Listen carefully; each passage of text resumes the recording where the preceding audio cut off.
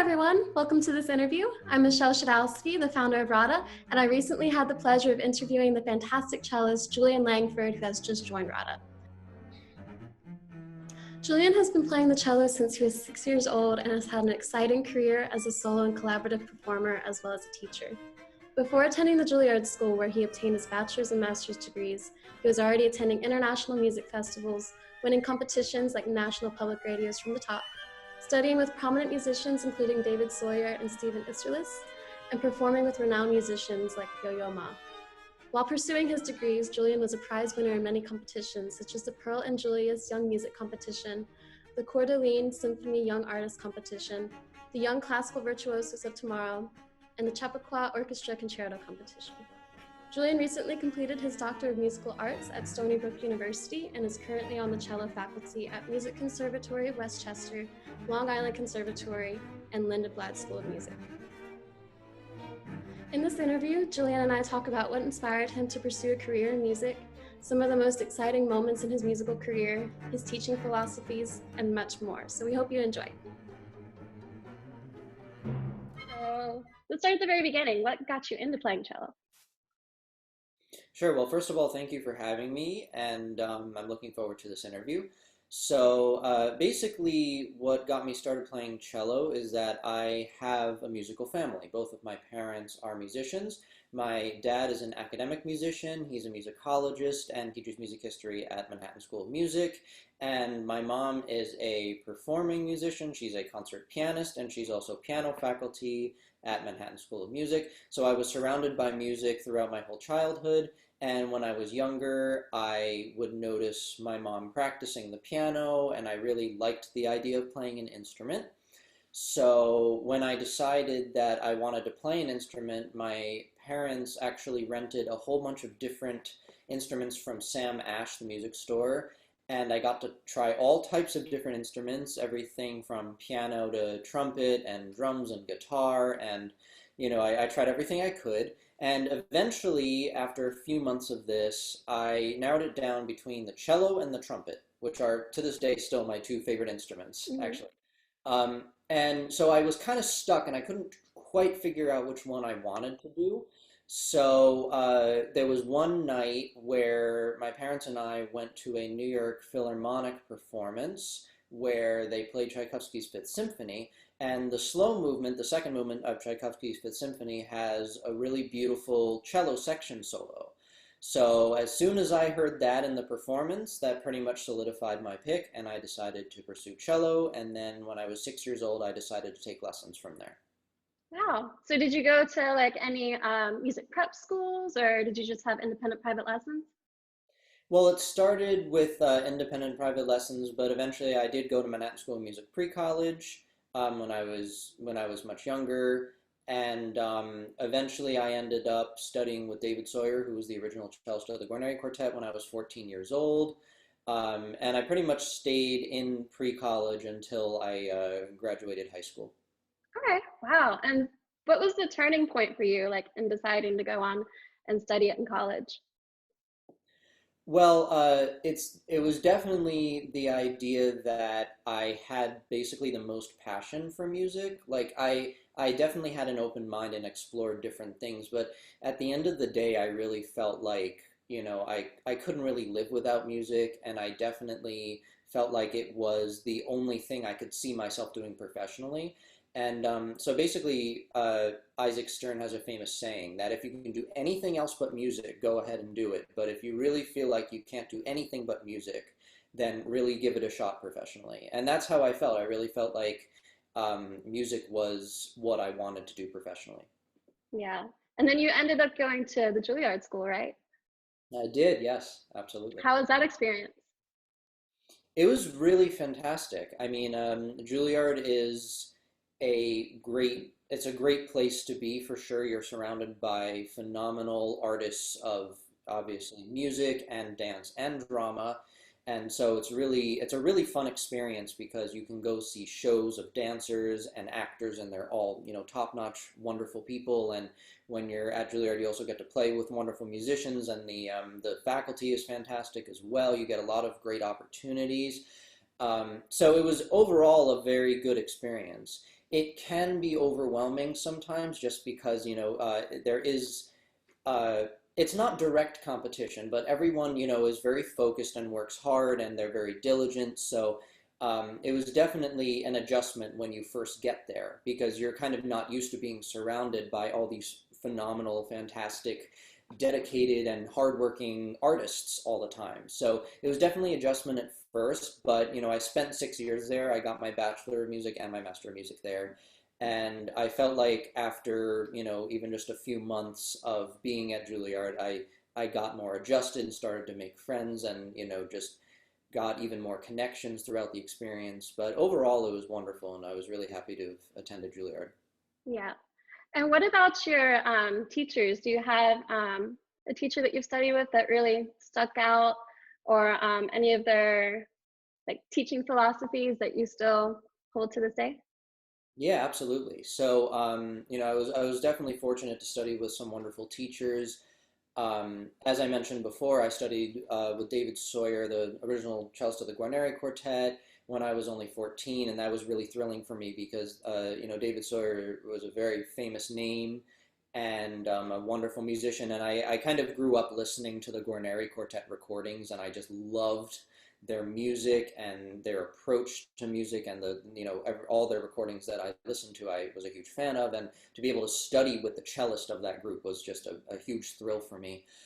So he was really the one who opened me up to kind of musically interpreting certain things and being open and trying to get my artistic way into what I'm playing. That, it's not only about, obviously, you want to do what's in the music and everything, but he was really focused on what do I, like Julian Langford, have to contribute to this music that would be more personal and be, more of a personal approach rather than just, yes, you can play what's on the music and that's fantastic, but how can you do it that would make it more of an individual context in that way?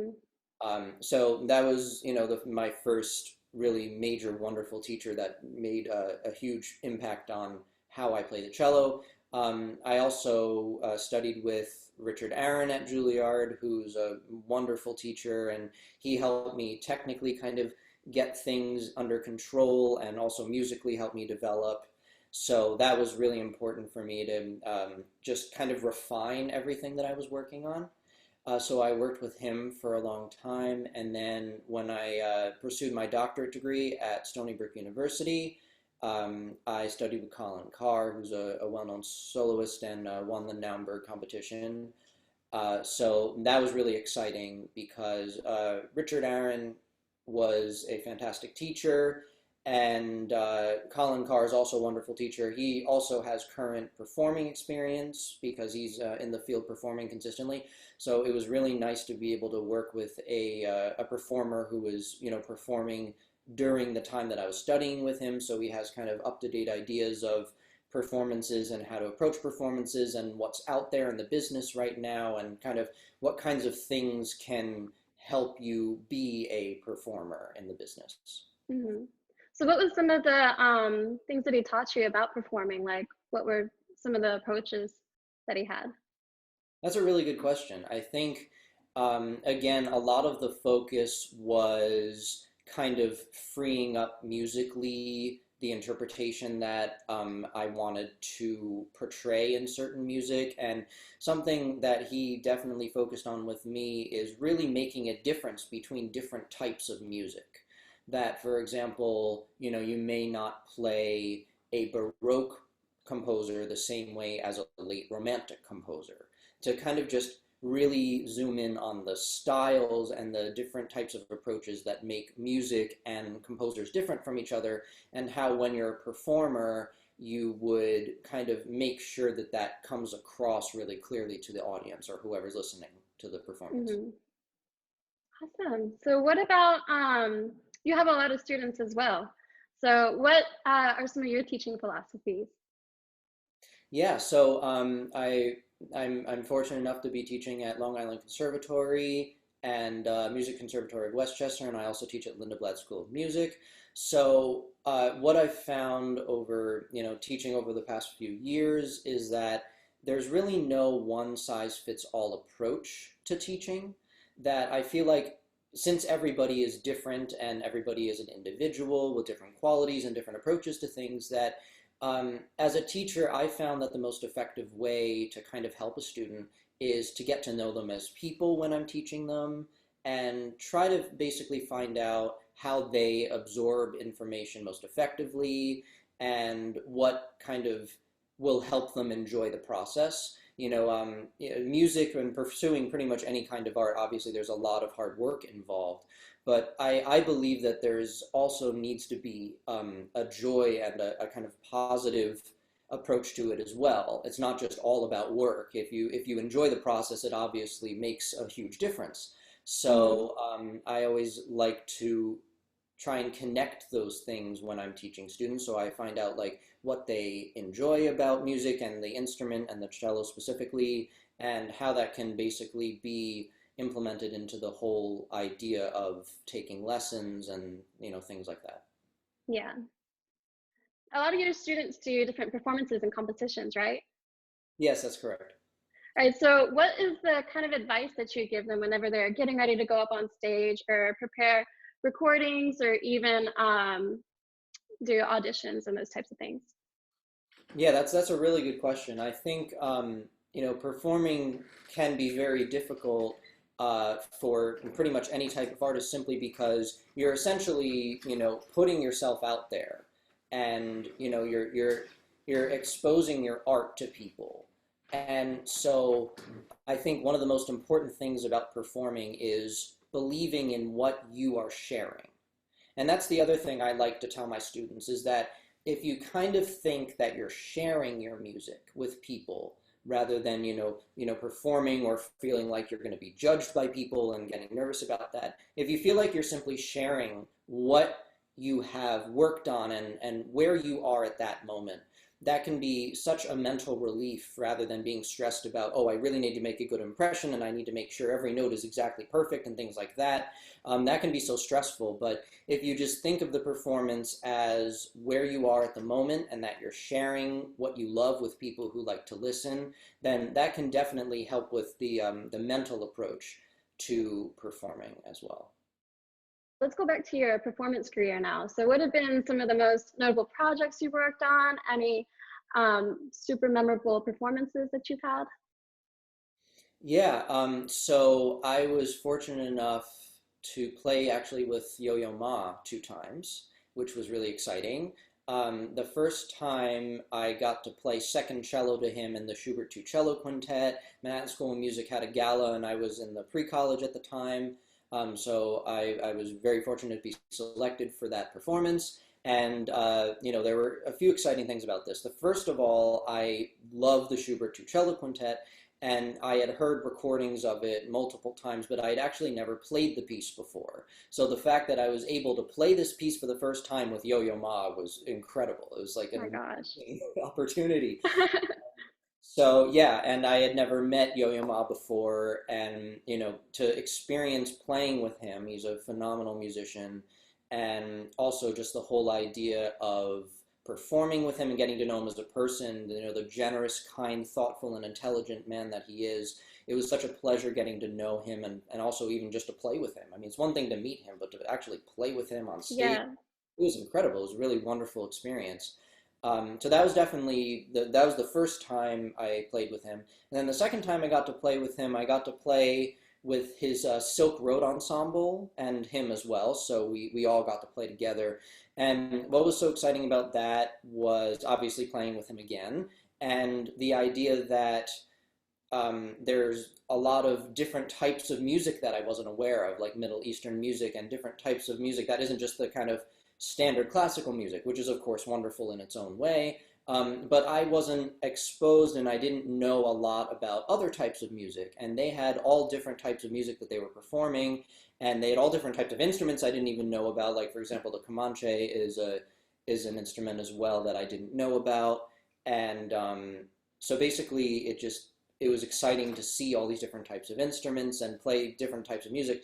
And it eventually influenced me to kind of have more of an open mind towards performing not only standard classical music, but other types of music that might be a little bit more unusual or out of the box and that kind of thing. So that was another really exciting moment. So what kind of music do you like to pursue that's maybe not as well known? Well, I mean, I'm trained in classical music for sure. So what I've decided to do mostly is focus on different types of classical music, meaning different composers or composers that might have works that are not as well known or played as much.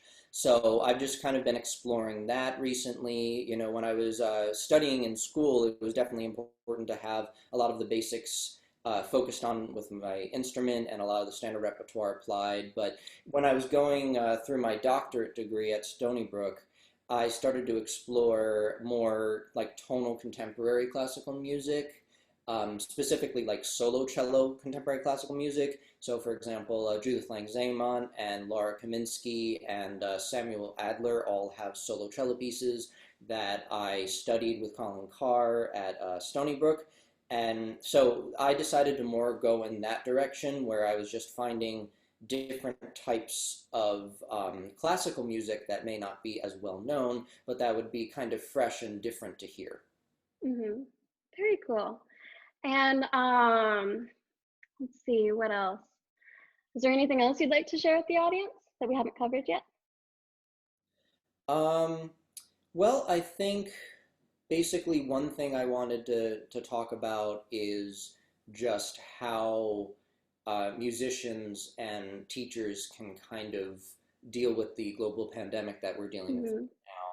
now. Because it's a very difficult time for artists in general and musicians because there are live performances involved, and now a lot of that is cut off or, you know, very much diminished. And so I wanted to talk about just some ideas that I've kind of been exploring and things like that. And so I guess my ideas had to do more with incorporating resources that we have during the pandemic, such as technology and the internet and YouTube, because you know not every single era has had that kind of advantage, and now you know even the Zoom call is a huge advantage, right? Yeah. Have this interview without being in person, but we can still you know talk and communicate and even see each other. So those kinds of things can be really eye-opening for musicians who are, you know, might be a little bit down or a little bit depressed about the cancellations of performances and things like that. That there are all kinds of different ways to still get your stuff out there and get your performances out there. And, you know, there might even be room to have creative and different ways of incorporating technology into the way that you're performing. And so I would just say to musicians and teachers during this time to just try and keep an open mind and also just know that there are so many different ways to get your stuff out there, but also you know that there might be different ways that you never even considered that could help things that you're doing and performances that you aim to do. Hmm. Awesome. So thank you so much for doing this interview. It's been a pleasure talking to you and getting to know more about you. Julian's also a reviewer on Radda, so if any cellists out there want to get the performances reviewed, you can reach out to him on our platform. So thank you very much.